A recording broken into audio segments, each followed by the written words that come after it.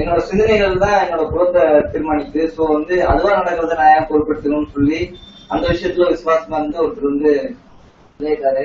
நானே கடவுள் அப்படின்ற ஒரு எண்ணத்துல விசுவாசமாயி முக்தி அடைஞ்சிட்டாரு. விசுவாசமா இருக்கிறதும் ஒரு மனோலயம் தானே, ஒரு ஒரே நிலை தானே. ஏன்னா வெற்றியா முக்தி. அதாவது இதுல என்னன்னு சொல்லி சொன்னா, ஏதோ வகையில நீங்க மனோலயம் தான் இருந்தாலும் அதுல ஒரு முடிவு ஏற்படும் இல்லையா. நீங்க நீங்களே கடவுள்னு சொன்ன பிறகு நீங்க பண்றது என்ன இருக்கு? எதையாவது அடையிறதுக்கு ஏதாவது இருக்கா? கடவுளே நானா இருக்கும்போது நீங்க வேற எதையும் போய் அடையணும்னு அவசியம் இல்லை. நீங்க வேற ஏதாவது ஒரு சாதாரண ஒரு ஊழியரா இருந்தாங்கன்னா நீங்க ஒரு முதலாளி ஸ்தானத்துக்கு போறதுக்கு ஏதாவது முயற்சி பண்ணலாம். நீங்க இருக்கிறதுல ஹையஸ்ட் டாப் ரேங்க் இருந்தா அதுக்கு மேல அங்க போறதுக்கு ஒண்ணுமே இல்லை. பயணத்தை முடிச்சுக்கிட்டு அதுக்கு அது உதவி பண்ணும். அகத்தை பொறுத்தவரை நமக்கு இதுக்கு அடுத்த ஸ்டெப்ங்கிற ஒரு ஸ்டெப்பே இருக்கக்கூடாது. அந்த ஸ்டெப்புக்கு அது உதவி பண்ணும். அப்ப நான் கடவுள்ன்றது உண்மையா? அப்ப நானும் அணுவும் பாக்டீரியா எல்லாமே ஒரே இதுதான். இது சைக்கலாஜிக்கலா தான் நம்ம சொல்றோம். பிசிக்கலா வேற, பிசிக்கல் வேற, சைக்கலாஜிக்கல் வேற. சைக்கலாஜிக்கல் போது உங்களை ஒரு கற்பிதம் வச்சுக்கிட்டீங்க. நான் இந்த நிலையில இருக்கணும், இந்த நிலையில இருக்கக்கூடாதுன்னு சொல்லும்போது நான் கடவுளுங்கிறது தான் ஒரு உயர்ந்த நிலைன்னு சொல்லி வச்சுக்கும் போது நானே கடவுள் போது நீங்க சைக்கலாஜிக்கலா நீங்க நீங்களே கடவுள் ஒரு விசுவாசிக்கிறீங்க, நம்புறீங்கன்னு வச்சுக்கோங்க. அந்த நம்பிக்கை பண்ணும்போது சொன்னா அதுக்கப்புறம் நீங்க வேற அடையிறதுக்கும் எதுவும் உங்க சைக்கலாஜிக்கலா உங்களுக்கு ஒண்ணுமே இல்லை. அதுக்காக நீங்க கடவுள் நீட்டு சொல்லிட்டு நீங்க நீங்க சாப்பிடாம பற்ற போறது இல்லை.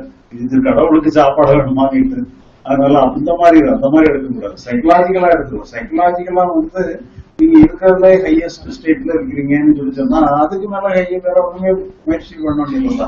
அப்போ முயற்சி நிற்கிறதுக்கு அந்த வாய்ப்பு இருக்கும். சைக்கலாஜிக்கலா பொறுத்தளவுல முயற்சி முடிஞ்சு போயிடும். முயற்சி முடிக்கிறதுக்கு இந்த எண்ணம் உதவி பண்ணும். நான் கடவுள் நம்புறது இருக்கட்டையா, நான் கடவுள் தான். இது கடவுளுங்கிறதே எதை கடவுள்னு சொல்லி சொன்னா இந்த சித்தம்சம்னு சொல்றோம். இந்த சித்தம்சம் தான் கடவுள்ங்கிறது. அது நம்ம இப்ப இது என்னன்னா ஒரு நம்பிக்கை அடிப்படையில கடவுள் இருக்குன்னா ஒவ்வொருத்தரும் ஒரு மீனிங் வச்சிருப்பாங்க. சாஸ்திர ரீதியா கடவுளுங்கிறத எதை மீன் பண்ணுன்னா சித்தம்சத்தை தான் மீன் பண்ணுது. அந்த சித்தம்சம்ங்கிறது ஒரு அறியும் தன்மை, ஒரு பிரஜை, இதுதான் மீன் பண்ணுறது.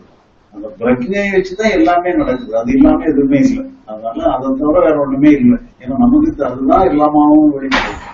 இப்ப நீங்க கையில ஒரு தட்டுனீங்கன்னா தெரிஞ்சுன்னா உள்ள உணர்வு தன்மை இருக்குது. இந்த உணர்வு தன்மை இந்த டச் ஃபீலிங்கா வெளிப்படும். இந்த டச் ஃபீலிங்கா வெளிப்படுற ஆதாரமா இருக்கக்கூடிய அந்த பிரஜைங்கிறது தான் அதுதான் உண்மையான கடவுள். அந்த கடவுள் தான் எல்லாமாவும் எடுக்கும். இந்த கடவுளுடைய அம்சம் எல்லாமே எதுவுமே இல்லை. அது வெளிப்படலாம்னு சொன்னா ஒண்ணுமே அது இல்லைன்னு தான் சொல்லணும். அதுதான் உண்மையிலே இருக்கிறதுங்கிறது அது மட்டும்தான் இருக்கு.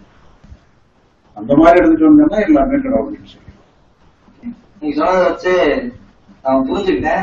நான் கடவுள் தான் இல்லை. ஒரு ஆமா இல்ல நான் கடவுளா இல்லையா அது சொல்லுங்க.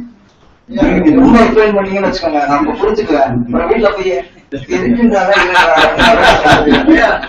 இது கடவுளா இல்லையா, எனக்கு ஞானம் வந்துச்சா இல்லையா, அவரா இவரா தெரியல, இவரு நிறைய பேர் அந்த சந்தேகம் இருக்குங்கய்யா. அதனால நீங்க என்ன செய்யணும்னா 1 lakh ஒரு சர்டிபிகேட் மாதிரி நம்ம ரெடி பண்ணிட்டு சீரியஸா 1 lakh வாங்கிட்டு சர்டிபிகேட் கொடுத்துட்டோம்னு வச்சுங்களேன், அவங்க ஓகே ஆயிடுவாங்க. எல்லா இடத்துல அந்த மாதிரி பண்றப்ப இங்க நீங்க பண்ணாதனால அது எல்லாரும் குழப்பமாங்க.